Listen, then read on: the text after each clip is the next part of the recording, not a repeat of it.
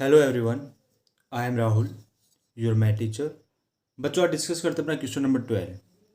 तो उम्मीद करूँगा बेटा, जो मैंने आपको 11 क्वेश्चन करवाए थे 5 मार्क्स के और 3 मार्क्स के, वो आपको अच्छे से क्लियर हो चुके होंगे।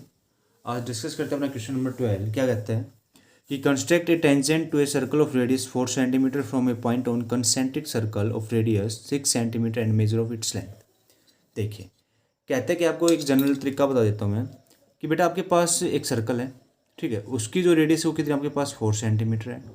और कंसेंट्रिक सर्कल का मतलब क्या होता है बेटा? सर्कल के ऊपर सर्कल होना। उसी को तुम क्या बोलते हैं? कंसेंट्रिक सर्कल बोलते हैं। क्या बोलते हैं बेटा हम? Concentric circle. तो अब ये आपके पास एक सर्कल और है जिसकी रेडियस आपके पास कितनी बेटा? 6 सेंटीमीटर है, ठीक है। टोटल रेडियस पता चल गया आपको 6 सेंटीमीटर है। कहता है कि इस पॉइंट से इस सर्कल के ऊपर, जो अंदर वाला सर्कल है, उसके ऊपर क्या डालना? आपको टेंजेंट डालना है। क्या डालना है आपको? टेंजेंट। ये चीज़ आपको क्या करनी है बेटा? ड्रॉ करनी है, ठीक है। तो आज उसको हम डिस्कस करेंगे। तो उम्मीद करूँगा आपको ये अच्छे से समझ में आएगा और आप भी पूरी कोशिश करेंगे इसको समझने की। देखिए, तो पहले मैं क्या करता हूँ बेटा, एक 4 सेंटीमीटर की क्या लेता हूँ मैं? रेडियस लेता हूँ। क्या लेता हूँ? एक रेडियस लेता हूँ 4 सेंटीमीटर की, ठीक है। और वो एक सर्कल बनाते हैं। तो हमने क्या किया, एक 4 सेंटीमीटर का क्या ड्रॉ किया बेटा? एक सर्कल ड्रॉ किया, ठीक है। ये 4 सेंटीमीटर का हमने क्या किया बेटा? एक सर्कल ड्रॉ किया है, ठीक है। और ये आपका क्या हो बेटा? सेंटर हो गया। ये आपका क्या हो गया? सेंटर, ठीक है। तो ये 4 सेंटीमीटर आपका सर्कल ड्रॉ कर दिया। तो क्या मैंने क्या कहा? ये आपका कितने का होगा बेटा? 4 सेंटीमीटर का, ठीक है। फिर कहते हैं कि from a point on the concentric circle of radius 6 centimetre. कहते हैं बेटा, जो दूसरा सर्कल लिख के चलेंगे आप, वो कितने सेंटीमीटर का होना चाहिए? आपके पास 6 सेंटीमीटर का होना चाहिए। यानी इस वाले सर्कल से 2 सेंटीमीटर बड़ा, इस वाले सर्कल से 2 सेंटीमीटर बड़ा, ठीक है। तो हम क्या करते हैं बेटा? एक 6 सेंटीमीटर का क्या करते हैं? एक सर्कल और ड्रॉ करते हैं, इसी को सेंटर मानते हुए। तो बेटा ये और क्या किया हमने कि इसको सेंटर मानते हुए हमने एक सर्कल और ड्रॉ कर दिया, ठीक है। अब इतना करने के बाद ये पॉइंट जो है, ये पॉइंट, तो बेटा ये मान लीजिए ओ हो गया, ये आपका ए हो गया पॉइंट, और मान लीजिए आपका पॉइंट क्या होगा बेटा? बी होगा, ठीक है। तो आपने कह दिया जो आपके पास ओ बी है, ओ बी आपके पास कितना बेटा? 6 सेंटीमीटर है। ओ बी कितना आपके पास? 6 सेंटीमीटर। यानी इस बी पॉइंट से आपको इस अंदर वाले जो सर्कल, अंदर वाला जो सर्कल है, उसके ऊपर क्या डालना? आपको टेंजेंट डालना है। क्या डालना? आपको टेंजेंट। तो अब सीधी सीधी बात है बेटा, ये कंप्लीट लेंथ कितनी हो गई आपके पास? वो भी 6 सेंटीमीटर हो गई, ठीक है। देखिए, तो बेटा, तो अब मैं क्या करता हूँ कि जो आपके पास ये ओपी है ना, इसको बाइसेक्ट कर देता हूँ। क्या कर देता हूँ बेटा मैं? बाइसेक्ट। तो बाइसेक्ट करते हैं कैसे कि बेटा आधे से ज़्यादा अपना क्या खोलते हैं? प्रकार खोलते हैं, और इसको क्या करते हैं? बाइसेक्ट करने की कोशिश करते हैं। तो देखिए, तो एक आर्क आपके पास यहाँ से लग गई, बी को सेंटर मानते हुए। एक आर्क यहाँ पे लग गई, ठीक है। सेम काम मैंने क्या कहा? ओ को सेंटर मानते हुए बेटा एक आर्क यहाँ पे लगाई और एक आर्क यहाँ पे लगाई। तो देखिए, जहाँ पे कट हो जाएंगे उसको देखते हैं एक बार। हाँ, यहाँ पे कट हो गई आपकी, और एक यहाँ पे कट हो गई, ठीक है। इसको क्या कर दीजिए? आप ज्वाइन कर दीजिए जहाँ पर आपकी आर्क कट हुई हैं। जब आपने इसको ज्वाइन किया, तो मान लीजिए आपका जो पॉइंट आया जहाँ पे इंटरसेक्ट हो रहा है, वो पॉइंट आपका एम आ गया। क्या आ गया बेटा? एम, ठीक है।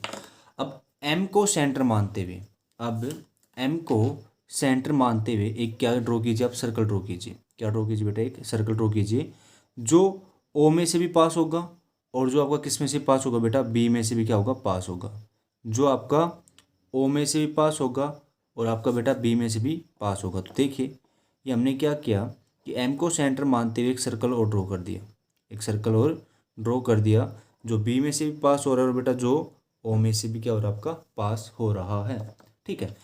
जहाँ पे ये सर्कल आपका जो आपका 4 सेंटीमीटर का सर्कल था उसको कट कर रहा है, यानी इंटरसेक्ट कर रहा है, वो पॉइंट लिख दीजिए। आपने क्या लिखा? ये पॉइंट आपने पी लिख दिया, और ये वाला पॉइंट आपने क्या लिख दिया बेटा? क्यू लिख दिया, ठीक है। और इनको क्या कीजिए? आप किस पॉइंट से ज्वाइन कीजिए? आप बी पॉइंट से क्या कर दीजिए बेटा? इनको ज्वाइन कर दीजिए। क्या कर दीजिए? आप बी पॉइंट से इनको ज्वाइन कर दीजिए। तो आपने पी बी ज्वाइन कर दिया बेटा, ठीक है। और आपने क्या ज्वाइन किया? बी क्यू ज्वाइन कर दिया। क्या ज्वाइन कर दिया आपने? बी क्यू, ठीक है। तो आप क्या कह सकते हैं कि B Q and P B R tangent. B Q and P B R tangent, P B R tangent, ठीक है। ये आपका काम हो गया, बिल्कुल हो गया है। अब एक छोटी सी बात और सुनिए, छोटी सी बात। क्या कि उसने कहा है कि आपको क्या निकालना बेटा? बेटा उसने कहा है आपसे कि आपको लेंथ ऑफ टेंजेंट भी निकालनी है। क्या निकालनी है आपको? Length of tangent. अब एक छोटी सी बात सुनिए, देखिए आपको पता है क्या कि ये अंदर वाला सर्कल है ओ ओ, ठीक है, ये आपका अंदर वाला सर्कल है। तो अगर मैं इसकी रेडियस की बात करता हूँ तो आपको पता है रेडियस कितनी आपके पास 4 सेंटीमीटर है। तो मैंने अब क्या किया बेटा, ओपी को ज्वाइन कर दिया, तो आपके पास ये कितनी बेटा 4 सेंटीमीटर है, ठीक है। और ये आपका क्या काम करे बेटा, टेंजेंट का काम करे, तो ये क्या होगा आपका परपेंडिकुलर होगा। यानी हम क्या कहेंगे कि जो रेडियस है वो परपेंडिकुलर किसके ऊपर बेटा, टेंजेंट के ऊपर है, ठीक है। और आपको ये वाली कंप्लीट लेंथ भी पता है कितनी आपके पास 6 सेंटीमीटर है। तो यहाँ से आपके पास एक ट्रायंगल बन गई। तो ट्रायंगल का नाम क्या हुआ बेटा, यहाँ से मैं लिखता हूँ क्या कि in triangle O P B और यहाँ से आपका एंगल ओ पी बी कितने का बेटा, 90 डिग्री का है, ठीक है। तो हम पाइथागोरस थ्योरम यूज कर सकते हैं। यहाँ से क्या यूज कर सकते हैं हम, पाइथागोरस थ्योरम। तो आपके पास क्या होगा कि ओ बी का square is equal to O P का स्क्वायर प्लस बी पी का स्क्वायर, ठीक है।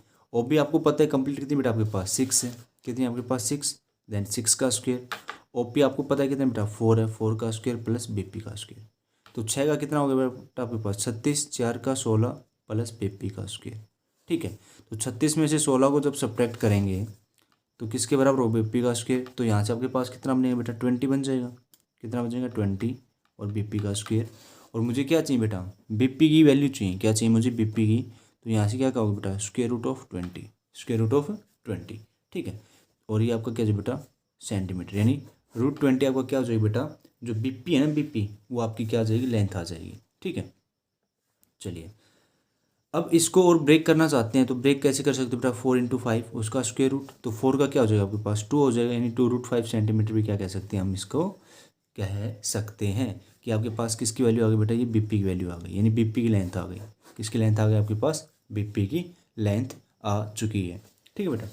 तो ये आपका क्वेश्चन था। कंस्ट्रक्शन आप लिख सकते हो कि आपने 2 कंसेंट्रिक सर्कल लिए हैं जिसकी एक की रेडियस 4 सेंटीमीटर तो एक की 6 सेंटीमीटर है, ठीक है। आपने ओबी जो है ओबी को क्या किया बेटा, आपने बाइसेक्ट किया, तो आपके पास जहाँ पे आपने आर्क लगाई है उनको ज्वाइन किया, किस पॉइंट पे, एम पॉइंट पर इंटरसेक्ट हो रहा है।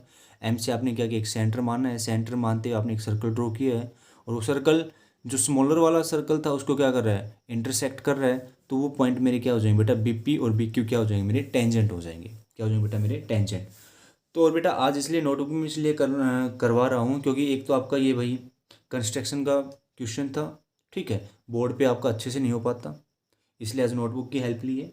तो आज जितने भी क्वेश्चन है आज वो नोट इस अपने वाइट पेपर पे डिस्कस करते हैं।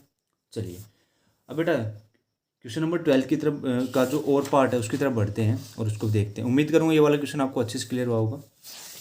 देखिए बच्चों क्वेश्चन नंबर 12 का और पार्ट, क्वेश्चन नंबर 12 का और पार्ट क्या कहता है कि find the length of the tangent from a point with it is a distance of 5 centimetre from its centre of the circle of radius 3 centimetre. देखिए मैं आपके पास क्वेश्चन दिखा देता हूँ एक बार।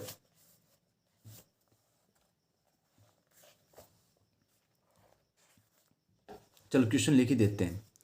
कहते हैं बेटा आपसे कि फाइंड द लेंथ, जब 1 मार्क्स के जो क्वेश्चन करेंगे उसको दिखा देंगे आप, क्यों, find the length of the tangent, find the length of tangent from a point, from a point which is at a distance of 5 centimeter from the center, from the center of the circle, of the circle of radius 3 centimeter, of radius 3 centimeter। देखिए बेटा समझने की कोशिश कीजिए। क्या कहता है कि आपके पास बेटा एक सर्कल है, ठीक है, अच्छी बात है भाई, एक सर्कल है। कहते हैं find the length of tangent from a point, from a point which is at a distance of 5 centimetre. बेटा फ्रॉम द सेंटर, मान लीजिए आपका सेंटर ओ है, ठीक है, इस सेंटर से दूर कोई एक पॉइंट है, उसका नाम दे दिया मैंने पी, और कितना दूर है बेटा, वो 5 सेंटीमीटर दूर है इस सेंटर से। कितना दूर है बेटा, वो 5 सेंटीमीटर है।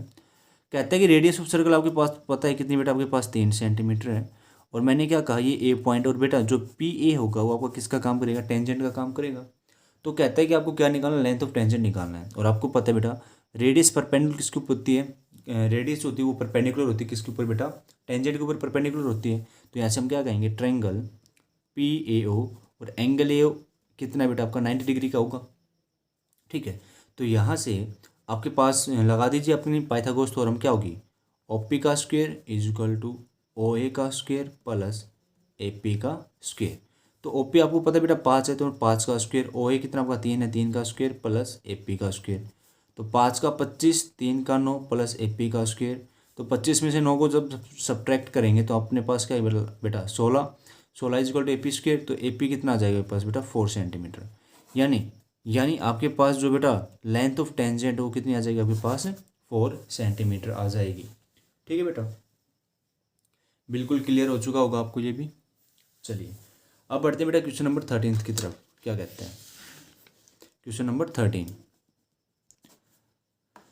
कहता है contractor plan to install 2 slide for the children to play in a park. ठीक है, for the children below the age of 5 year. कहते हैं बेटा कि जो बच्चे 5 साल से नीचे हैं, यानी बिलो द एज, मैं आपको डायरेक्ट क्वेश्चन करवाता हूँ बेटा, below the age of 5 year, जो बच्चे 5 साल से छोटे हैं, she prefer to have a slide who top is at height of 1.5 metre and is incline an angle of 30 degree to the ground.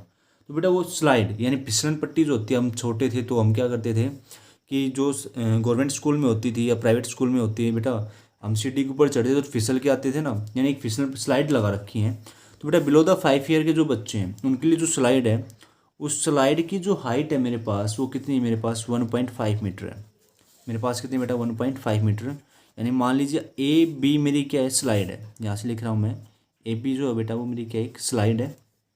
ठीक है, और फिर आपसे कहता है कि and is incline at the angle of 30 degree to the ground. और बेटा ग्राउंड से जो एंगल बना रहा है वो कितने डिग्री का बना रहा है, ये 30 डिग्री का बना रहा है। कितने डिग्री का, मान लीजिए 30 डिग्री का हो गया। ठीक है, और कहता है कि वेयर फॉर एल्डर चिल्ड्रन, जो बेटा जवान बच्चे हैं, she want to have a steep slide at a height of 3 metre. जो बेटा below the age of 5 year थे, अब कहता हूँ मैं above the age of 5 year, जो 5 साल से बड़े हैं, तो उनके लिए जो स्लाइड की जो हाइट है वो कितनी होगी, मेरे पास 3 मीटर होगी। और जो उनका एंगल बनाया है, इंक्लिनेशन एंगल जो बनाया बेटा वो कितने का बनाया है, उसने 60 डिग्री का बनाया है to the ground. What should be the length of the slide in each case. तो कहता है कि आपको एसी की वैल्यू फाइंड आउट करनी है। किसकी वैल्यू फाइंड आउट करनी है बेटा, एसी की। केस फर्स्ट, यहाँ से हम अपने 2 केस बनेंगे, तो केस फर्स्ट बन गया। ठीक है, और सेकंड की बात करता हूँ तो आपके पास केस सेकंड क्या बनेगा कि आपके पास जो स्लाइड है वो कितनी मीटर हाइट है बेटा, उसकी 3 मीटर हाइट है। ठीक है, और जो ग्राउंड से जो एंगल बना रखा है उसने वो कितनी डिग्री का बना है बेटा, 60 डिग्री का बना रखा है। मान लीजिए वो आपके पास क्या होगा बेटा, पी क्यू आर। ठीक है, ठीक है यहाँ तक। तो देखिए आज थोड़ी थोड़ी बेटा जो टंग है वो स्लिप हो रही है, यानी कंटिन्यू पढ़ा रहा हूँ इसलिए, क्योंकि स्कूल के बाद बच्चों को घर पे आए थे, फिर अब यूट्यूब पे, तो इससे कई बार क्या होता है कि ज़बान ऑटोमेटिक स्लिप होने लग जाती है, और कई बार कैलकुलेशन में थोड़ी 19-20 माइनर मिस्टेक हो जाती है बेटा, तो उसको आप बता दीजिए कि सर यहाँ पे मिस्टेक हो गई। जैसे कल मैंने आपके कमेंट्स देखे बाद में, तो बच्चे वहीं पे ही चैट में ही मतलब कि कहने लग रहे हैं कि सर को पढ़ाना नहीं आता, सर ऐसे कर रहे हैं। तो बेटा ऐसा नहीं होना चाहिए, बिल्कुल भी गलतियाँ हो जाती हैं। ठीक है, तो उसको आप बता दीजिए सर यहाँ पे मिस्टेक हो गई है, तो उसको सुधार भी लिया जाएगा। ठीक है, तो देखिए यहाँ से तो मैं बात करता हूँ बेटा, केस फर्स्ट की बात करता हूँ। तो यहाँ से आपके पास क्या निकालना, आपको क्या निकालना है, जो लेंथ है स्लाइड की लेंथ निकालनी है। तो आपको पता है हम क्या चेक करते हैं बेटा, P B P H H B. तो बेटा मेरे पास परपेंडिकुलर है, ठीक है, और मुझे क्या चाहिए, हाइपोटेन्यूज चाहिए। तो कौन सा फॉर्मूला लगेगा, साइन का लगेगा। तो यहाँ से मैं क्या कहूँगा बेटा, साइन 30 किसके बराबर होगा आपका, परपेंडिकुलर अपॉन हाइपोटेन्यूज यानी ए सी। और साइन 30 कितना होता है आपका 1/2। ए बी कितना बेटा 1.5। देन ए सी तो मुझे क्या करना है, फाइंड आउट करना है। तो क्या कीजिए आप क्रॉस मल्टीप्लाई कर दीजिए। तो ए सी 1.5 की मल्टीप्लाई 2 से करोगे तो 15 दूनी 30। तो ए सी कितना आएगा बेटा 30 आएगा, यानी 3.0 और मीटर। यानी बेटा जो ए सी होगा ना, ए सी जो लेंथ ऑफ स्लाइड होगी इसमें, उसकी कितनी हो जाएगी आपके पास 3 मीटर हो जाएगी। ये आपका आंसर हो गया, बिल्कुल सिंपल सा। ठीक है, अब देखिए यहाँ से ले लेना in triangle A B C, in triangle A B C. Second case में क्या कहते हैं कि इस केस में बताइए कि जो स्लाइड होगी उसकी लेंथ क्या होगी। तो उसमें भी क्या बेटा ट्रायंगल पी क्यू आर, हमें क्या चाहिए, पी आर चाहिए। और पी आर चाहिए तो अपना वही P B P upon H H B. ठीक है, तो आपके पास फिर से क्या लगेगा बेटा, टेन कह रहा हूँ, साइन क्या लगेगा, परपेंडिकुलर अपॉन हाइपोटेन्यूज। तो आपका क्या लगेगा बेटा साइन 60। और साइन 60 क्या होता है बेटा, परपेंडिकुलर अपॉन हाइपोटेन्यूज यानी P Q upon P R, P Q upon P R. और साइन 60 की वैल्यू क्या होती है आपको पता है, √3/2 क्या होती है बेटा, साइन 60 क्या होता है आपका, हाँ √3/2। और पी क्यू कितना आपका 3 है और पी आर हमें फाइंड आउट करना है, ठीक है। तो इसकी भी क्या कर दीजिए आप, क्रॉस मल्टीप्लाई कर दीजिए, तो पी आर किसके बराबर हो जाएगा, 3/3 × 2/√3। देन यहाँ से √3 को थोड़ा ब्रेक कर दीजिए, 3 को थोड़ा ब्रेक कर दीजिए, तो आपके पास क्या आ जाएगा, पी आर = √3 × √3 × 2/√3। तो √3 से √3 आपका कैंसिल हो गया, और बेटा पी आर जो आएगा वो आपके पास कितना आ जाएगा, 2√3 आ जाएगा। कितना आ जाएगा आपके पास, 2√3। तो ये आपका क्या होगा बेटा, जो सेकंड केस था उसमें स्लाइड की जो है वो लेंथ आ गई आपके पास, यानी लेंथ ऑफ स्लाइड। क्लियर है बेटा यहाँ तक। चलिए, तो आज जो थे आपकी बेटा 5 मार्क्स के क्वेश्चन कंप्लीट हो चुके हैं बिल्कुल, ठीक है। अब जो डिस्कस करेंगे हम अपने 1 मार्क्स के क्वेश्चन को डिस्कस करते हैं। देखिए यहाँ से जो अब आपके क्वेश्चन स्टार्ट होंगे बेटा, 40 क्वेश्चन है आपके, और कितने मार्क्स के बेटा, 1 मार्क्स के हैं। तो उनको देखिए एक बार जल्दी जल्दी देखिए। यहाँ से पहला क्वेश्चन कहता है कि एक्सप्रेस क्या A232 को आपको किस में चेंज करना है बेटा, प्रोडक्ट ऑफ प्राइम फैक्टर, यानी आपको प्राइम फैक्टर बनाने हैं। क्या बनाने हैं आपको, यहाँ से प्राइम फैक्टर। तो बना दीजिए, क्या हुआ, 2 4 8, 2 1 2 एंड 2 1 2, 2 6 12, फिर से 2 2 4, और आपके पास क्या बनेगा, 2 5 10, सॉरी 0, 2 5 10 और 2 8 16, फिर से 2 1 2, 2 2 4 और 2 2 4, एक बचेगा, 2 9 18, ठीक है। यहाँ से 3 3 9, 3 चौक 12, 3 3 9, ठीक है। फिर से देख लीजिए, 7 से कर लीजिए आप, 7 चौक 28, 7 चौक 28 और 7 9 63, ठीक है। 7 7 49 और 7 1 7। तो हमें प्राइम फैक्टर चाहिए बेटा, क्या चाहिए हमें, प्राइम फैक्टर। तो आप क्या लिखोगे, 8 2 3 2 को क्या लिख सकते हो, 2 की पावर 3 इंटू 3 की पावर 1 इंटू 7 की पावर 3। ये आपका क्या जो बेटा आंसर हो जाएगा, क्या हो जाएगा आपका आंसर। सेकंड क्वेश्चन कहता है कि आपको बताना है कि 3 माइनस का 2√5 ये रैशनल है इरेशनल। तो आपको पता है, क्योंकि रैशनल नंबर में से जब हम इरेशनल नंबर को माइनस करते हैं तो आपके पास हमेशा क्या बन के आता है बेटा, इरेशनल नंबर बन के आता है। क्या बन के आता है आपके पास, इरेशनल नंबर, ठीक है। इस सेशन को सभी बच्चों के साथ शेयर कीजिए, क्योंकि उनका भी कुछ काम बने, ठीक है, उनके भी अच्छे मार्क्स आने चाहिए बेटा।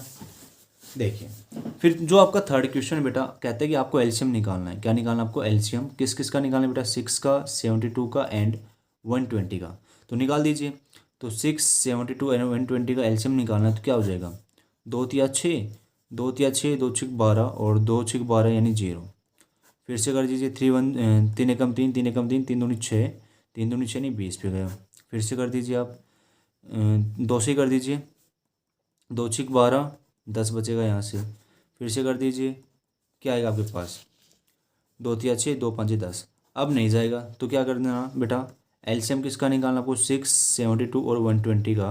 तो आपके पास क्या आएगा, 2 into 3 into 2 into 2 multiply 3 into 5। इसकी मल्टीप्लाई कर दो, इसकी क्या कर दो बेटा, मल्टीप्लाई। तो 3 दूनी 6, 6 दूनी 12, 12 दूनी 24, 24 72, और बेटा 72 की 5 से मल्टीप्लाई करोगे तो 5 दूनी 10, कैरी 1 और 7 5 35, 35 एक 36, यानी जो आपका एलसीएम आएगा वो कितना आएगा आपके पास, 360 आ जाएगा। कितना आ जाएगा बेटा आपके पास, 360। क्लियर है। चलिए, अगर क्लियर है तो बेटा मैं फोर्थ क्वेश्चन की बात करता हूँ। तो देखिए जो आपका फोर्थ क्वेश्चन है वो आपसे कहता है कि विच of the following number will have a non terminate repeated decimal expansion. कि आपको बताना है कि will have a non terminate, इनमें से आपका नॉन टर्मिनेट डेसिमल कौन सा है। देखिए टर्मिनेट डेसिमल के बारे में हमने क्या बताया था, मैं अगर टर्मिनेट डेसिमल के बारे में बताता हूँ तो मैंने क्या बताया था बेटा, जो आपका डिनोमिनेटर होगा यानी क्यू जो होगा वो किस फॉर्म में होना चाहिए आपका, 2 की पावर m और बेटा 5 की पावर n में होना चाहिए, ठीक है। तो यहाँ से 8 को देख लीजिए, 8 जो 8 है उसको मैं क्या लिख सकता हूँ बेटा, कि 2 की पावर 3 और बेटा मल्टीप्लाई में 5 की पावर 0 कह सकता हूँ, बिल्कुल कह सकता हूँ। यहाँ से 9 है, 9 को क्या कह सकता हूँ मैं, 3 की पावर 2 और बेटा 2 की पावर 0 भी कह सकता हूँ और 5 की पावर 0 भी कह सकता हूँ, क्योंकि 2 की पावर 0 क्या होती है, 1 होती है, और 5 की पावर 0 भी क्या होती है, 1 होती है। पर इस केस में देखिए आपके पास जो डिनोमिनेटर के जो आपने फैक्टर किए हैं वो किसकी पावर में आ रहा है, 3 की पावर में आ रहा है। पर टर्मिनेट डेसिमल क्या कहता है, कि टर्मिनेट डेसिमल कहता है कि वो ओनली आपके पास किसकी पावर में होना चाहिए बेटा, 2 की पावर में होना चाहिए और 5 की पावर में होना चाहिए। पर इसमें आपके पास क्या आ रहा है, 3 की पावर में आ रहा है। तो यहाँ से जो ये सी ऑप्शन है ये आपका किसका काम करेगा, नॉन टर्मिनेट रिपीटेड डेसिमल का काम करेगा। किसका काम करेगा बेटा? ये नॉन टर्मिनेट रिपीटेड डेसिमल का। तो आप इस पर भी अपना काम करना और इस पर भी अपना काम करना, यानी 125 पे भी अपना काम करना और 80 के ऊपर भी आप अपना क्या करना बेटा? काम करना। क्लियर है? चलिए क्वेश्चन नंबर 5 की तरफ चलते हैं। तो क्या कहता है आपसे कि the product of zero of the quadratic polynomial. अब बेटा क्वाड्रेटिक पोलिनोमियल के प्रोडक्ट्स की बात करता है। तो मैंने एक फॉर्मूला बताया था, क्या होता है बेटा प्रोडक्ट? कि प्रोडक्ट होता है बेटा constant term upon coefficient of x square. तो यहाँ से कांस्टेंट टर्म आपके पास क्या है? माइनस का 8, तो माइनस का 8 और कोफिशिएंट ऑफ एक्स स्क्वायर क्या आपके पास 1, तो आपका आंसर क्या होगा बेटा? माइनस का 8 होगा। क्या होगा आपके पास? माइनस का 8। चलिए अब डिस्कस करते हैं बेटा अपने क्वेश्चन नंबर 6 को। क्वेश्चन नंबर 6 को देखिए, क्वेश्चन नंबर 6 को डिस्कस करते हैं। और क्वेश्चन नंबर 6 क्या कहते हैं बेटा? कि सम एंड द प्रोडक्ट, ठीक है, sum and product of zero of which of the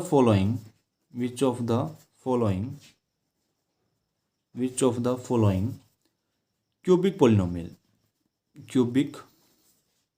polynomial, ठीक है, कहते हैं विल बी 2 and -14। इसको थोड़ा ध्यान से समझ बेटा। क्या कहते हैं कि आपके पास सम दे रखा है, सम ऑफ जीरोज दे रखा है, यानी आपके पास सम ऑफ जीरोज है। सम ऑफ जीरोज किसकी बात कर रहे हैं बेटा? वो सम ऑफ जीरोज की बात करना है। तो सम ऑफ जीरोज आपके पास क्या है? 2 है। और फिर कहता है आपसे बेटा प्रोडक्ट ऑफ जीरोज। क्या कहता है आपसे? Product of zeros. तो प्रोडक्ट ऑफ जीरोज आपके पास क्या है बेटा? माइनस का 14 है। और कहता है कि आपको क्या फाइंड करना है? क्यूबिक पोलिनोमियल फाइंड आउट करना है। तो अब क्यूबिक पोलिनोमियल की बात करते हैं तो हमें पता है क्या कि alpha plus beta plus gamma वो कितना आपके पास? 2 दे रखा है। और प्रोडक्ट की बात करें तो आपके पास क्या बेटा? अल्फा बीटा गामा कितना दे रखा है? माइनस का 14 दे रखा है। पर उसने क्या गिवन नहीं दिया? उसने ये चीज़ नहीं दिया बेटा कि product of sum and product of these number, यानी alpha beta gamma plus gamma alpha आपके पास गिवन नहीं है। ये चीज़ आपके पास गिवन नहीं है तो कोई दिक्कत नहीं है। हमें तो क्या चाहिए? क्यूबिक पोलिनोमियल चाहिए ना। तो आपको पता होना चाहिए कि जब आपके पास सम ऑफ जीरोज दे रखा हो या प्रोडक्ट ऑफ जीरोज दे रखा हो, या फिर कहते हैं कि बेटा कि दो जीरोज का प्रोडक्ट करके उनका क्या कर दो? सम कर दो। देखो अल्फा बीटा का क्या किया? प्रोडक्ट, फिर उनका क्या कर रहा हूँ? सम कर रहा हूँ।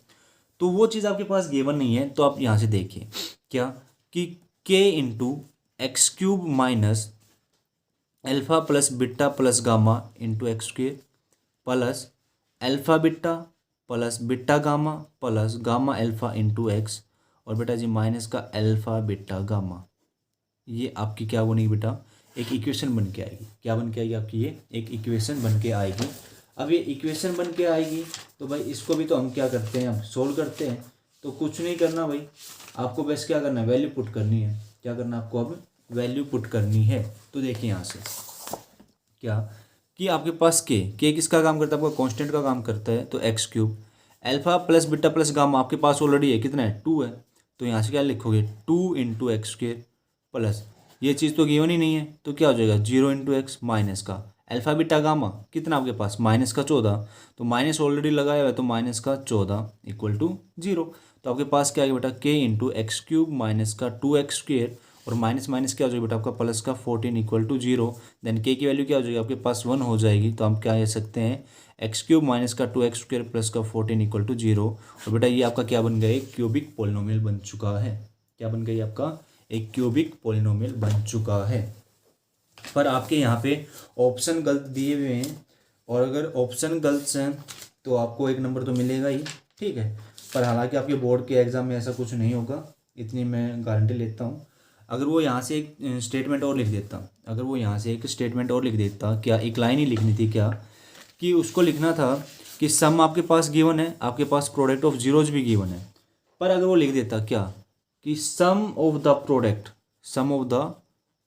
प्रोडक्ट ऑफ जीरो, तो उसका मतलब क्या है? Alpha beta plus beta gamma plus gamma alpha, ठीक है। तब आपकी जो आपके पास ऑप्शन दिए होंगे उससे आपका करेक्ट हो जाएगा। जिन बच्चों के पास सैम्पल पेपर हुआ उनको पता है।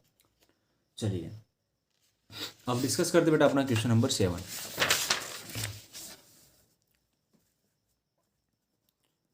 क्वेश्चन नंबर 7 क्या कहता है कि पेयर ऑफ लीनियर इक्वेशन है बेटा आपके पास क्या? 3/2x plus 5/3y is equal to 7, और सेकेंड आपके पास बेटा 9x माइनस का 10y is equal to 14।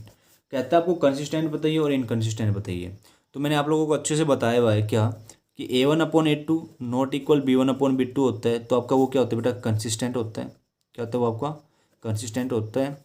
A1/A2 equal to B1/B2 not equal C1/C2, तब इस केस में आपका क्या होता है बेटा, इनकंसिस्टेंट होता है।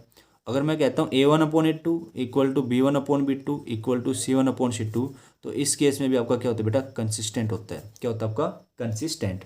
तो आपके पास दो इक्वेशन गिवन है, उनको सोल्व करते हैं। तो देखिए यहाँ से एलसीएम लेंगे तो कितना आएगा, 6 आएगा। 2 3 जा 6, 3 3 जा 9, देन 3 2 जा 6 प्लस का 10y अपॉन इक्वल टू 7, तो 9x प्लस का 10y और 7 जा 42। आपके पास एक इक्वेशन ये बन गई। सेकेंड इक्वेशन के आपके पास माइनस का 9x माइनस का 10y equal to 14, equation number 2। तो यहाँ से चेक कर लीजिए क्या होगा, आपके x का कोफिशिएंट क्या है 9, तो 9/9, 10/-10। तो बेटा यहीं से आपका क्लियर हो रहा है, 9 1 जा 9 और 10 1 जा 10, पर यहाँ से क्या आएगा आपका -1 आएगा, यानी 1 नॉट इक्वल टू -1। तो यहाँ से हम किसको सेटिस्फाई करेंगे, A1/A2 not equal to B1/B2। तो जो ये इक्वेशन आपके पास पेयर ऑफ लीनियर इक्वेशन, ये किसका काम करेगी बेटा, कंसिस्टेंट का काम करेंगी। किसका काम करेंगी, ये कंसिस्टेंट का काम करेंगी। तो उम्मीद करूँगा बेटा आपको अच्छे से समझ में आया होगा। ठीक है, चलिए अब बढ़ते बेटा क्वेश्चन नंबर 8 की तरफ। ठीक है, क्योंकि जल्दी जल्दी काम कर रहे हैं, क्योंकि 1 घंटा ही मिलता है, 40 मिनट मिलती है, उसमें ये रहता है कि बेटा जल्दी जल्दी आपको कवर करवाएं। ठीक है, आप वीडियो को रिवर्स करके भी देख सकते हैं आराम से। चलिए क्वेश्चन नंबर 8 क्या कहता है कि solve the following pair of the linear equation by the substitution method. Question ने क्या कहा, आपको क्या सोल्व करना है बेटा, सब्स्टिट्यूशन मेथड। तो आपके पास क्या बेटा 3x/2 माइनस का 5y/3 इक्वल टू -2, और जो सेकंड इक्वेशन है वो आपके पास के बेटा x+3 plus y/2 equal to 13/6। तो यहाँ से आपका एलसीएम कितना होगा 6, देन 2 3 जा 6, 3 3 जा 9, 3 2 जा 6, 10y हो जाएगा। और बेटा यहाँ से क्या होगा आपका -2, देन 9x माइनस का 10y और 6 2 जा 12, यानी -12 हो गया। यहाँ से भी आपके पास क्या आ जाएगा 3 2 जा 6, देन 3 2 जा x प्लस का 3y इक्वल टू 13/6। तो आपके पास क्या बन गया 2x प्लस का 3y इक्वल टू 13। ठीक है, अब सब्स्टिट्यूशन मेथड की बात करता है, तो एक काम कीजिए, यहाँ से आप x की वैल्यू निकाल लीजिए और किस में पुट कर दीजिए, सेकंड में पुट कर दीजिए। तो 9x किसके बराबर हो जाएगा बेटा, आपका 10y माइनस का 12 हो जाएगा। देन x की वैल्यू की बात करता हूँ, तो आपके पास क्या आएगा 10y माइनस का 12/9। अब इस इक्वेशन को किस में पुट कर दो भाई, सेकंड में पुट कर दो, पुट इन सेकंड, जहाँ पे x वहाँ पे आ जाएगा 2 × 10y माइनस का 12/9 प्लस का 3y इक्वल टू 13। तो यहाँ से कितना होगा बेटा 20y माइनस का 24/9 प्लस 3y इक्वल टू 13। ठीक है, तो आपके पास क्या आएगा बेटा 20y माइनस का 24 और 9 × 27 और 13 निम्मे 117, 13 निम्मे 117। तो यहाँ से आपके पास कितना बनेगा बेटा 47y माइनस का 24 equal to 117, then 47y equal to 117 में कितना ऐड करना है आपको 24 ऐड करना है, 7 4 11 2 1 3 1 4, यानी 141, यानी आपके पास क्या है बेटा 47y आया। और y की वैल्यू निकालनी तो 141/7, तो 141/47, तो 7 × 21, 2 कैरी हो जाएगी, और 4 × 12 12 12 और 2 14। हाँ, तो कितने पे चला गया बेटा 3 पे चला गया। तो आपके पास जो y की वैल्यू है वो कितनी आ गई, आपके पास 3 आ गई। जब y की वैल्यू 3 आ गई तो आप किस में पुट कर दीजिए, आपकी इक्वेशन नंबर स्टार्ट में पुट कर दीजिए। तो x क्या आ जाएगा आपके पास 10 × 3 माइनस का 12/9, तो 30 - 12/9। तो बेटा 30 में से 12 गए, 10 में से 2 गए 8, और 2 में से 1 गया 1, 18, 9 दूनी 18। तो x की वैल्यू आपके पास कितनी आ जाएगी बेटा 2 आ जाएगी। x की वैल्यू क्या आ जाएगी आपके पास 2। तो जो आपका आंसर होगा वो क्या होगा, x की वैल्यू 2 एंड y की वैल्यू 3। ये आपका क्या होगा बेटा आंसर होगा, यानी ऑप्शन बी आपका क्या हो जाएगा बेटा आंसर हो जाएगा। उम्मीद करूँगा बेटा आपको अच्छे समझ में आ रहा होगा सारा। ठीक है, क्योंकि ये उन बच्चों के लिए जो बिल्कुल कमज़ोर हैं। ठीक है, जो पढ़ने वाले बच्चे उनके लिए तो सोच रहे हैं कि पता नहीं सर क्या करवा रहे हैं। बेटा ये वीडियो उन बच्चों के लिए स्पेशली है जो बच्चे थोड़ा वीक है, जिनको प्रैक्टिस की ज़रूरत है। ठीक है, जिनको सॉल्यूशन नहीं मिल रहा, तो उनको सॉल्यूशन यहीं पे मिल जाएगा एक ही वीडियो के अंदर। देखिए क्वेश्चन नंबर 9 क्या कहता है आपका कि फैक्टराइज द क्वाड्रेटिक इक्वेशन। क्या आपके पास 2x² minus x plus 1/8 equal to 0। आपको क्या करना है बेटा फैक्टराइजेशन करना है, तो कुछ नहीं है, पहले एलसीएम ले लीजिए, 8 आ जाएगा। तो 8 दूनी 16 माइनस का 8x प्लस का 1 इक्वल टू 0। 8 किस में बेटा आपका डिवाइड में है, राइट की तरफ जाएगा तो किसका हो जाएगा मल्टीप्लाई का। तो 0 मल्टीप्लाई समथिंग क्या होता है 0 होता है। तो आपके पास कितना आएगा 16x² माइनस का 8x प्लस का 1 इक्वल टू 0। आपको फैक्टराइजेशन करना है, तो यानी 8x को ऐसे तोड़ना है कि आप कोई दो नंबर ऐसे लेने हैं जिनका हम एडिशन करें तो माइनस का 8x आए, और उनकी मल्टीप्लिकेशन करें तो आपके पास कितना आना चाहिए बेटा, 16x² आना चाहिए। तो आपके पास क्या होगा बेटा, 16x² माइनस का 4x माइनस का 4x प्लस का 1। जब हम इनको ऐड करते हैं तो आपके पास क्या आएगा, माइनस का 8 आएगा, और जब हम इनकी मल्टीप्लिकेशन करते हैं तो आपके पास क्या आएगा, 16x² आएगा। तो यहाँ से आपके पास क्या कॉमन आ जाएगा बेटा, 4x कॉमन आ जाएगा, देन 4x माइनस का 1, और इनमें से क्या होगा, आपके पास -1 कॉमन आ जाएगा, तो आपके पास क्या है बेटा, 4x माइनस 1 इक्वल टू 0। और यहाँ से आपके पास क्या है बेटा, 4x माइनस 1 कॉमन आएगा, देन आपके पास क्या बचेगा, 4x माइनस 1 इक्वल टू 0। तो हम कह सकते हैं 4x minus 1 equal to 0 and 4x minus 1 equal to 0। तो x की वैल्यू क्या आएगी आपके पास, 1/4 आएगी, और बेटा यहाँ से भी आपके पास x की वैल्यू क्या आएगी, 1/4 आएगी। ये आपका क्या था बेटा, factorisation of the quadratic equation. चलिए अब उसके बाद जो आपका क्वेश्चन नंबर 10 है, जो आपका क्वेश्चन नंबर 10 है, क्वेश्चन नंबर 10 क्या कहता है आपसे कि find the root of the quadratic equation. अब आपको क्या चाहिए, रूट्स चाहिए।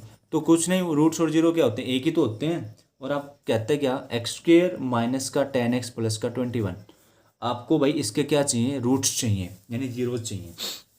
तो भाई सीधी सीधी बात है, कोई दो नंबर ऐसे चाहिए जिनका एडिशन करे तो आपके पास कितना है, माइनस का 10 है, और उनकी मल्टीप्लिकेशन करे तो कितना आना चाहिए, 21x² आना चाहिए। तो हो गया x² माइनस 7x माइनस का 3x प्लस का 21। भाई 7 माइनस का 7 और माइनस के 3 को जब हम ऐड करते हैं तो आपके पास क्या बनता है, माइनस का 10 बनता है। और जब हम उनकी मल्टीप्लाई करते हैं तो 7 या 21, तो आपका आंसर क्या आता है, 21 आता है। तो यहाँ से क्या कॉमन आएगा बेटा, x कॉमन आएगा, तो आपके पास क्या बचेगा, x माइनस का 7। यहाँ से आप -3 कॉमन ले लीजिए तो अंदर क्या बचेगा, x माइनस का 7। तो यहाँ इन दोनों में से क्या हो जाएगा, x माइनस 7 कॉमन हो जाएगा, तो x माइनस का 3 इक्वल टू 0। तो एक तो x की वैल्यू 7 आएगी, और ये बेटा एक x की वैल्यू क्या आएगी आपके पास, 3 आएगी। तो उम्मीद करूँ बेटा क्लियर हुआ होगा आपको अच्छे से, ठीक है। चलिए क्वेश्चन नंबर जो 11 है वो आपसे क्या कहता है कि value of the k of which quadratic equation. आपके पास क्वाड्रेटिक इक्वेशन क्या बेटा, 3x² माइनस kx प्लस का 5 इक्वल टू 0। और कहता है कि हैज टू इक्वल रूट, यानी इस क्वाड्रेटिक इक्वेशन के आपके पास दो इक्वल रूट है। उसने कंडीशन दे दी, आपके पास क्या बेटा, 2 इक्वल रूट्स हैं। अब 2 इक्वल रूट्स हैं तो आपको कंडीशन याद होनी चाहिए। एक तो थी बेटा b² माइनस का 4ac ग्रेटर देन 0, और एक थी बेटा b² माइनस का 4ac इक्वल टू 0, और एक थी बेटा b² माइनस का 4ac लेस देन 0। इसमें क्या था, आपके पास दो रियल रूट निकलेंगे, और वो दोनों क्या होंगे, डिफरेंट डिफरेंट होंगे। इसमें क्या था, आपके पास दो इमेजिनरी रूट निकलेंगे, और इसमें क्या था, इस वाली कंडीशन में कि आपके पास दो रूट्स निकलेंगे और दोनों क्या होंगे, आपके इक्वल होंगे। तो देखिए, तो इसको में से कौन सी कंडीशन को सेटिस्फाई होंगे, इस वाले को सेटिस्फाई करेंगे। तो पहला काम कंपेयर करते हैं। तो कंपेयर किससे करते हैं बेटा, ax² plus bx plus c equal to 0। तो a की वैल्यू मेरे पास क्या हो जाएगी, 3 हो जाएगी, और बेटा b की वैल्यू क्या हो जाएगी, माइनस का k, एंड c की वैल्यू क्या हो जाएगी मेरे पास 5। ठीक है, क्वेश्चन ने पहले कह दिया कि आपके पास क्या है, दोनों इक्वल रूट्स हैं, तो हम कौन सी को सेटिस्फाई करेंगे, सेकंड को। तो क्या लिखेंगे बेटा, b² माइनस का 4ac equal to 0, then b की वैल्यू क्या आपके पास माइनस k, तो माइनस k का स्क्वेयर माइनस का 4, a की वैल्यू क्या है 3, एंड b की वैल्यू क्या है बेटा 5। तो k², 4 × 12, 12 × 5 = 60, 12 × 5 = 60 इक्वल टू 0। अब बेटा k² जो आपका था वो किसके बराबर हो जाएगा, 60 के बराबर हो जाएगा। तो देन k की वैल्यू जो आएगी वो प्लस माइनस क्या आएगी बेटा, 60 का स्क्वायर रूट हो जाएगा। अब 60 को भी तुम क्या कर सकते हो, ब्रेक कर सकते हो। तो 60 को ब्रेक करोगे तो क्या लिखोगे, प्लस माइनस, तो 15 चौके 60 होता है, और 4 का क्या होता है आपके पास 2, तो क्या लिखोगे आप, प्लस माइनस 2√15, 2√15। तो ये आपके क्या होगा बेटा, k की वैल्यू आ चुकी है। ये किसकी वैल्यू आ चुकी है, आपकी k की वैल्यू आ चुकी है। चलिए, उम्मीद करूँगा बेटा आपको अच्छे समझ में आ रहा होगा बिल्कुल, ठीक है, और इन्जॉय भी कर रहे होंगे आप साथ के साथ। पर ये चैट मत किया करो भाई, पढ़ने आए हुए तो पढ़ा करो बस। देखिए क्वेश्चन नंबर 12 आपसे क्या कहते हैं बेटा कि what will be the value of the k for the unique solution of the equation. आपके पास यूनिक सॉल्यूशन की बात करता है। आपके पास क्या बेटा, 2x प्लस का 3y माइनस का 5 equal to 0, and kx minus का 6y माइनस का 8 इक्वल टू 0। और कहता है कि आपको क्या निकालना है, k की वैल्यू निकालनी है। अब भाई k की वैल्यू निकालनी है, और उस क्वेश्चन ने क्या कहा कि आपके पास यूनिक सॉल्यूशन है। तो यूनिक सॉल्यूशन है तो कब होता है, a1/a2 नॉट इक्वल b1/b2। इस केस में तो आपके पास क्या होता है, यूनिक सॉल्यूशन होता है। तो कोफिशिएंट ऑफ x को बता दीजिए क्या क्या आपके पास क्या है बेटा, 2/k equal not equal to 3/-6। ठीक है, क्रॉस मल्टीप्लाई कर दीजिए, या 3 × 1 = 3, 3 × 2 = 6, यानी -2, यानी आपके पास क्या है 2/k इक्वल टू -1/2। ठीक है, देन मल्टीप्लाई 1/-2 मल्टीप्लाई करोगे, नॉट इक्वल टू बेटा, तो यहाँ से 2 2 जा 4, यानी के नॉट इक्वल टू माइनस का 4। तो आपका आंसर क्या हो जाएगा बेटा, के नॉट इक्वल टू माइनस का 4। पर जो एग्जामिनर है वो आपका पेपर सेट इस तरीके से तैयार करता है, वो लिख देगा के इक्वल टू 4, के इक्वल टू -4 एंड के नॉट इक्वल टू -4 और नन ऑफ दीज। तो कई बार क्या होता है, बच्चे इस पर टिक कराएंगे के इक्वल टू -4। नहीं बेटा, क्योंकि कंडीशन क्या थी आपकी यूनिक सॉल्यूशन की, उसकी यूनिक सॉल्यूशन की कंडीशन यही थी कि A1/A2 not equal to B1/B2। तो नोट होना कंपलसरी है। तो आपका जो आंसर होगा वो कौन सा ठीक होगा बेटा, के नॉट इक्वल टू -4, और ये वाला आपका क्या हो जाएगा, गलत हो जाएगा। ठीक है बेटा, तो अच्छे से क्लियर हुआ होगा। चलिए, बिल्कुल छोटे छोटे क्वेश्चन है भाई, 1 मार्क्स में हो जाने चाहिए, बिल्कुल आपके प्रैक्टिस करोगे हो जाएंगे बिल्कुल। देखिए क्वेश्चन नंबर 13 की बात करता हूँ। आज कुछ तबीयत भी डाउन है और फिर भी आपकी क्लास ली है मैंने। हाँ, बस इतनी कमी रह गई कि आपकी वाइट बोर्ड पे क्लास नहीं ली, आज वाइट पेपर पे क्लास ले रहा हूँ। देखिए क्वेश्चन नंबर 13 क्या कहता है कि कॉमन डिफरेंस निकालना आपको। आपके पास एपी है, एपी क्या बेटा 12 है, 2 है, -8 है और -18 है। ठीक है, तो कॉमन डिफरेंस आपको पता है ए कितना आपके पास 12, और जब डिफरेंस की बात करते हैं तो हम क्या कहते हैं, A2 में से क्या कर दो, A1 को माइनस कर दो।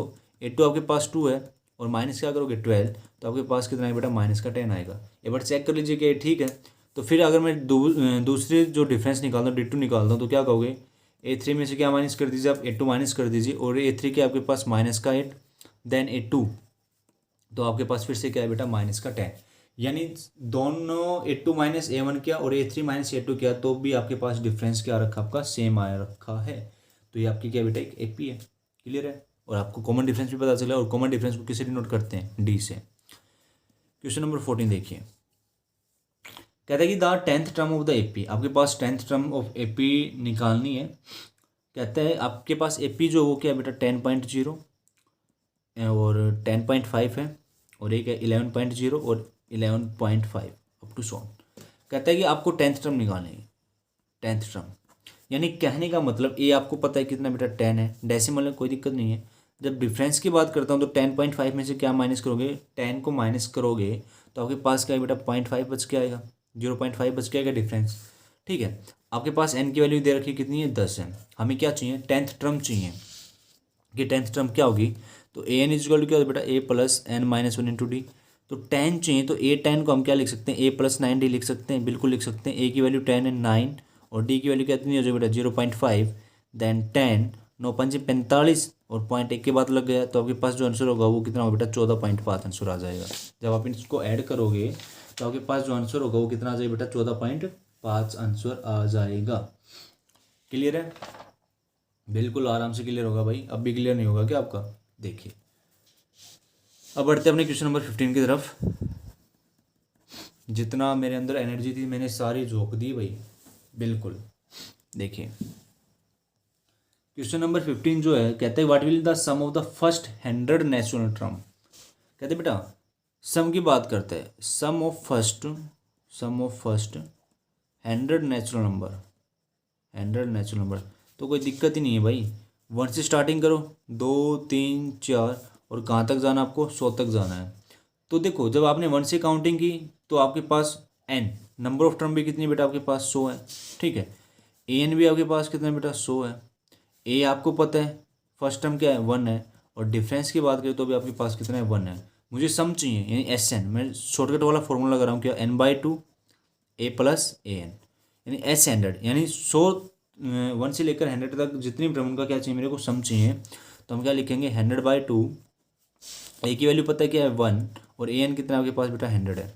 तो यहाँ से क्या हो जाएगा आपके पास 50 मल्टीप्लाई 101, या फिर आप लिख दीजिए 1 प्लस का 100, तो 50 आ जाएगा यहाँ से।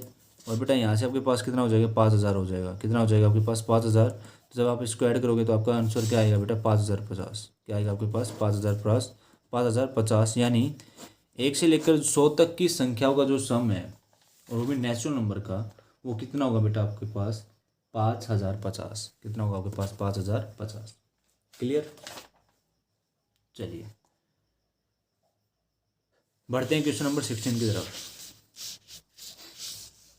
बढ़ते अपने क्वेश्चन नंबर 16 की तरफ। देखिए 16 क्वेश्चन क्या कहते हैं बेटा, कि द नेक्स्ट 2 टर्म, आपको 2 टर्म नेक्स्ट बतानी है। आपके पास AP है 1 -1 -3 एंड -5। ठीक है। A1 A2 A3 A4 यानी आपके पास 4 टर्म गिवन है, तो आपको बताना है A5 बताना है और क्या बताना है बेटा A6 बताना है। तो A5 की बात करते हैं, तो पहले first of all first term क्या आपके पास A1, A की वैल्यू क्या है 1 है। डिफरेंस की बात करता हूँ तो A2 में से क्या माइनस करोगे A1, तो आपके पास क्या आएगा -2। तो A5 निकालना है, A5 कैसे लिख सकते हो A प्लस का 4D, और A की वैल्यू आपके पास कितनी है बेटा 1 है, प्लस का 4 और डिफरेंस कितना आपके पास -2।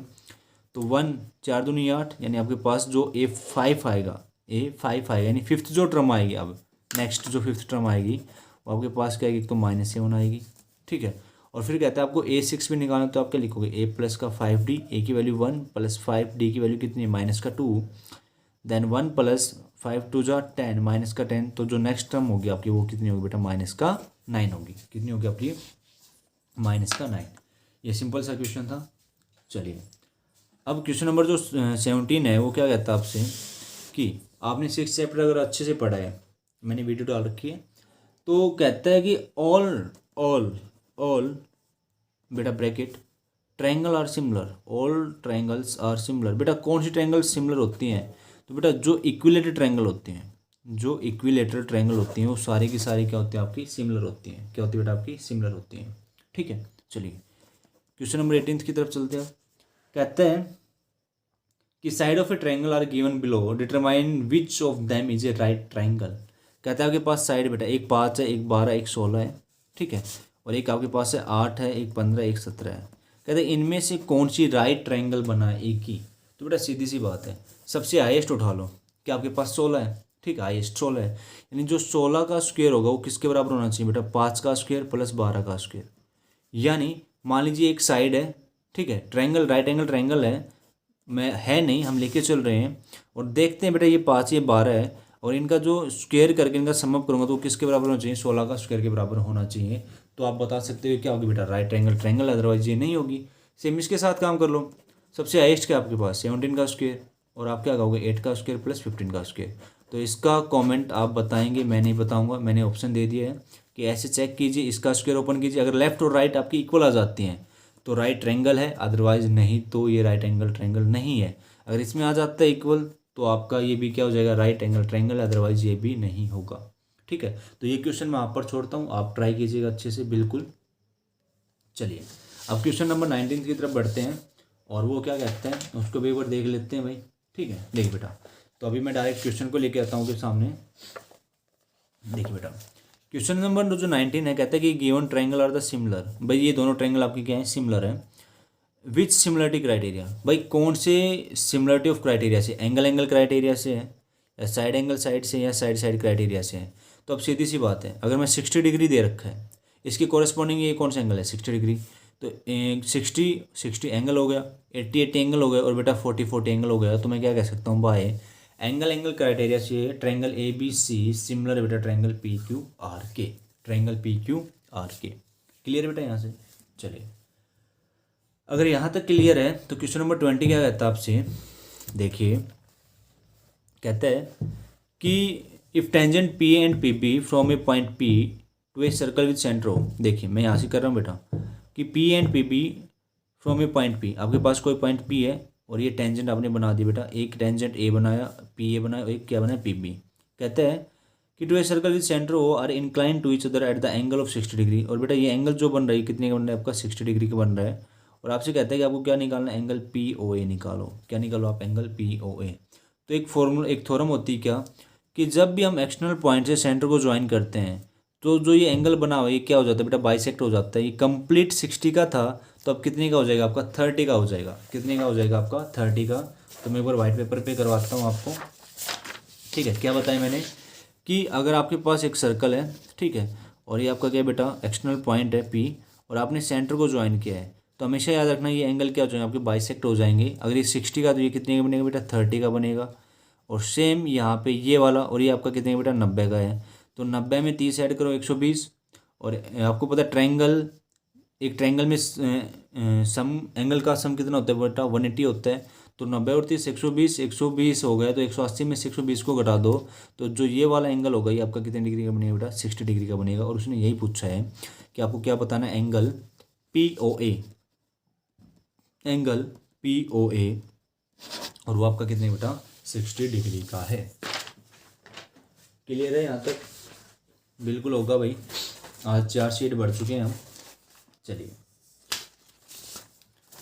अब डिस्कस करते हैं आपका क्वेश्चन नंबर 21।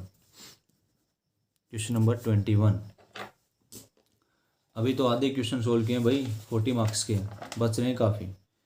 देखिए 21 क्या कहते हैं कि tangent to the circle, tangent to the circle is perpendicular to the that passes through the point of the contact. क्या होते हैं बेटा? परपेंडिकुलर टू द, देखिए यहाँ से स्टेटमेंट क्या कहता है आपसे कि कहता है कि a tangent to the circle is perpendicular to the, क्या आएगा यहाँ पे? रेडियस आएगा, radius that passes through the point of the contact.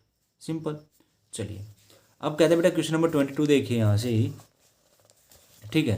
Question number 22 की बात करते हैं, तो कैमरे को थोड़ा सेट कर लेते हैं, आपको दिख नहीं रहा होगा अच्छे से। हाँ, और ये थोड़ा सा सेट किया हमने कैमरे को, शायद अब भी बात नहीं बनी आप लोगों के साथ। हाँ देखिए अब थोड़ा सा बनेगा, थोड़ा सा देखिए। कहता है कि tangent P Q at a point P, ठीक है, of radius 5 centimetre, meet a line through the centre O. और बेटा कहता है कि ओ क्यू जो आपके पास कितना है बेटा? 13 सेंटीमीटर है, और आपके पास जो रेडियस है वो कितनी बेटा? 5 सेंटीमीटर। और आपसे कहता है कि आपको क्या निकालना है? पी क्यू निकालना है। तो अब सीधी सी बात है, ये आपका क्या हो गया बेटा? 90 डिग्री का हो गया। तो जो ओ क्यू है वो किसका काम करेगी? आपका हाइपोटेन्यूज का काम करेगी। तो आप यहाँ से लगा दीजिए ट्रायंगल ओ पी क्यू, तो हम क्या कहेंगे कि ओ क्यू का स्क्वायर इज इक्वल टू किसके बराबर हो बेटा? ओ पी का स्क्वायर प्लस पी क्यू का स्क्वायर। तो ओ क्यू कितना आपके पास? 13, यानी 13 का स्क्वायर। ओ पी कितना बेटा? 5 का square plus O P Q का स्क्वायर, पी क्यू का स्क्वायर। तो 13 का कितना होगा? 169, 5 का 25 प्लस पी क्यू का स्क्वायर। 25 को इस तरफ लेके आओगे, 169 में से जब 25 को सब्ट्रैक्ट करोगे तो आपके पास कितना है बेटा? 144 आएगा। देन पी क्यू का स्क्वायर, और पी क्यू मेरे पास कितना आ जाएगा बेटा? 12 आ जाएगा। यानी आपके पास जो पी क्यू होगा वो कितना हो जाएगा बेटा? 12 सेंटीमीटर हो जाएगा। ठीक है, बिल्कुल सिंपल सा क्वेश्चन था ये भी। चलिए क्वेश्चन नंबर 23 देखिए बेटा। क्वेश्चन नंबर 23,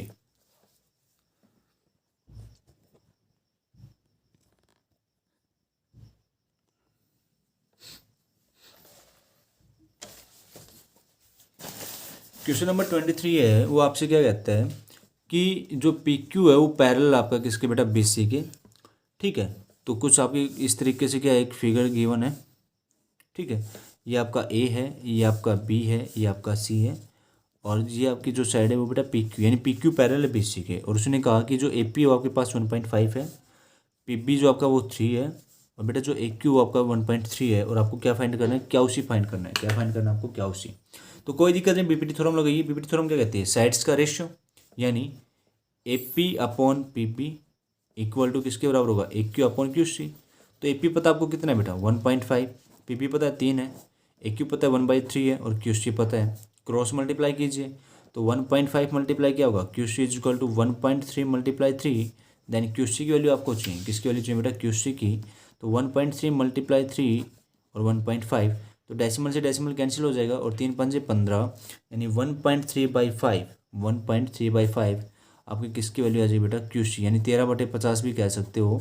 आपकी क्या आएगी बेटा? वैल्यू आएगी। क्या आएगी आपके पास? वैल्यू आएगी। और 3 पंजे 15, ठीक है बिल्कुल। तो ये आपका क्या था बेटा? क्वेश्चन था। ठीक है,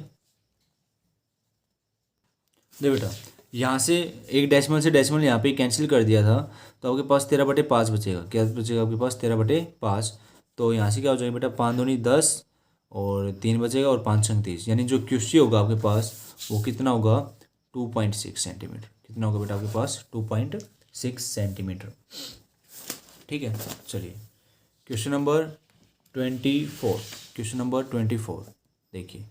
24 क्या कहता है कि कोऑर्डिनेट एक्सिस आपके पास क्या है? वाई ओ एक्स डैश है। तो कोई दिक्कत ही नहीं है, आपको पता है यहाँ पे क्या होता है? एक्स होता है, एक्स एक्सिस। यहाँ पे आपका वाई एक्सिस, ये आपका ओरिजिन होता है, इस तरफ एक्स डैश होता है, और नीचे की तरफ आपका क्या होता है बेटा? Y dash.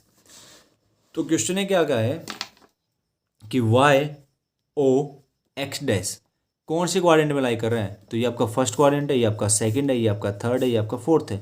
तो डायरेक्ट कह दो कि sir Y O X dash की बात की तो किस में लाई कर आपका सेकंड क्वाड्रेंट में, किस में लाई कर आपका सेकंड क्वाड्रेंट में। अगर वो पूछता X dash O Y dash, अगर वो पूछता X dash O Y dash बताइए तो आप कहते हैं थर्ड क्वाड्रेंट में। अगर वो पूछता वाई डैश ओ एक्स तो आप कहते हैं फोर्थ क्वाड्रेंट में। अगर वो कहता है एक्स और वाई बताइए तो किस में लाई करे वो आपका फर्स्ट क्वाड्रेंट में। किस में लाई करे बेटा वो आपका फर्स्ट क्वाड्रेंट में। क्लियर होगा इतना बिल्कुल, ठीक है। चलिए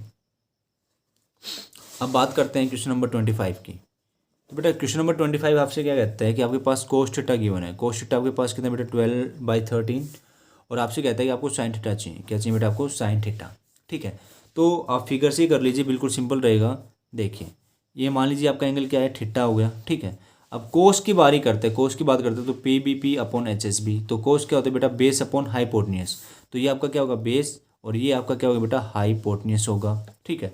अब मुझे क्या चाहिए, मुझे क्या चाहिए साइन थीटा। साइन थीटा के लिए मुझे क्या चाहिए परपेंडिकुलर चाहिए। तो परपेंडिकुलर चाहिए तो क्या करोगे बेटा हाइपोटेन्यूस का स्क्वायर यानी 13 का स्क्वायर किसके बराबर होगा आपका ए बी का स्क्वायर प्लस बी क्यू का स्क्वायर, बी थीटा का स्क्वायर, सॉरी बी थीटा का स्क्वायर। तो 13 का 169 ए बी का स्क्वायर, और बेटा बी क्यू कितना है तुम्हारा 12 यानी 12 का 144। 169 में से क्या माइनस कर दो 144, तो तुम्हारे पास क्या हो जाएगा ए बी का स्क्वायर यानी 25 आएगा। 25 इज इक्वल टू क्या हो जाएगा आपके पास ए बी स्क्वायर, और ए बी की वैल्यू कितनी आ जाएगी मेरे पास 5। कितनी आ जाएगी मेरे पास 5। और क्वेश्चन ने क्या कहा है आपको साइन थीटा चाहिए। क्या चाहिए आपको साइन थीटा, और साइन थीटा क्या होता है परपेंडिकुलर अपॉन हाइपोटेन्यूस। तो आपके पास आंसर क्या हो जाएगा बेटा 5/13। कितना हो जाएगा आपके पास 5/13। उम्मीद करूँ बेटा क्वेश्चन क्लियर होगा आपको अच्छे से। चलिए अब बढ़ते हैं अपने क्वेश्चन नंबर 26 की तरफ, सॉरी 25 की तरफ। ये क्वेश्चन 28 क्वेश्चन था बेटा, ये गलती से आ गया। ये इस क्वेश्चन का नाम था 28 नंबर था, 28 नंबर था, ठीक है। 25 देखिए, कहते हैं कि find the ratio in which x axis divide the line segment joining the point. देखिए क्वेश्चन ने क्या कहा है कि क्वेश्चन ने क्या जो ये लाइन थी वो एक्स एक्सिस में डिवाइड करती है। तो एक्स एक्सिस का मतलब तो एक्स की वैल्यू तो रहेगी रहेगी, पर वाई की वैल्यू क्या हो जाएगी इसमें 0 हो जाएगी। तो मान लीजिए आपके पास एक ये लाइन सेगमेंट है, इनके पॉइंट दे दिए, एक तो 1 है और एक -3 है, और दूसरा पॉइंट मेरे पास क्या है 4 और 5। और इस लाइन को किस में डिवाइड करता है एक्स एक्सिस में डिवाइड करता है, यानी कहने का मतलब एक्स और 0, वाई की वैल्यू क्या हो जाएगी आपके पास 0। ये आपका ए हो गया, ये आपका बी हो गया, और ये पॉइंट आपका सी हो गया। कहते हैं फाइंड द रेशियो, आपको रेशियो बताना है।